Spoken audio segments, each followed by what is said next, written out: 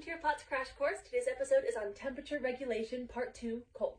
Hi, my name's Elena and I have postural orthostatic tachycardia syndrome, or POTS, which is easier to say. I've been living with this condition for 4 years now, but I'm not a doctor, so if a doctor tells you to do something different to manage your symptoms, listen to them. This is just what's worked for me in the past. Now, POTS is dysfunction of your autonomic nervous system. That's your nervous system that's in charge of everything you shouldn't have to think about, everything going on in the background. On that list is temperature regulation. Your autonomic nervous system controls both sweating and shivering. This is why one symptom of POTS is actually constant shaking or shivering or cold chills that have no reason to be there.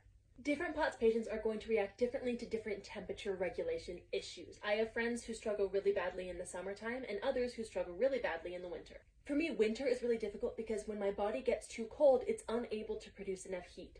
So I will faint and have convulsive syncope episodes until my body is physically warmed up again. And I'm not producing enough heat to warm up myself. Just putting a blanket over me is not going to fix it. I need to get inside.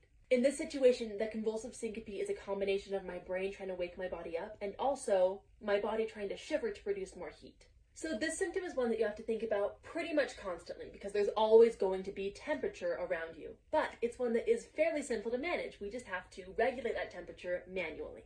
For regulating your temperature when you are too cold, especially with POTS, it's important that you are using products that are going to add heat and not just insulate, because your body's not producing enough already. Insulating is great to prevent a flare-up in the beginning. If you have a nice coat or a blanket or something that's going to keep you warm, use that. But when you get to the point where you are already too cold and you're crashing, you need something that's going to give you heat. I have a little handheld heater that I keep in my backpack that's just battery powered. I push a button and I can hold on to it, and that way my hands don't end up hurting from being too cold. One product that quite literally saved my life this winter was this heated vest that I was gifted for Christmas.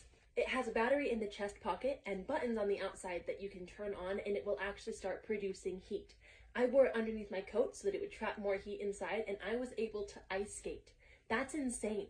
Normally, if I was trying to be outside for that long at all in the cold, I would have been unconscious in less than an hour, but I was able to ice skate for about 3 before I had to sit down.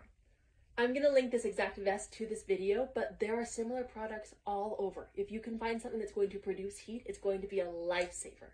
Managing temperature regulation can be frustrating because it's happening all the time, but because it's happening constantly, you're going to get really good at it really fast. There are things you can do to manage your symptoms. You're going to be okay, I promise. Okay, I love you, bye.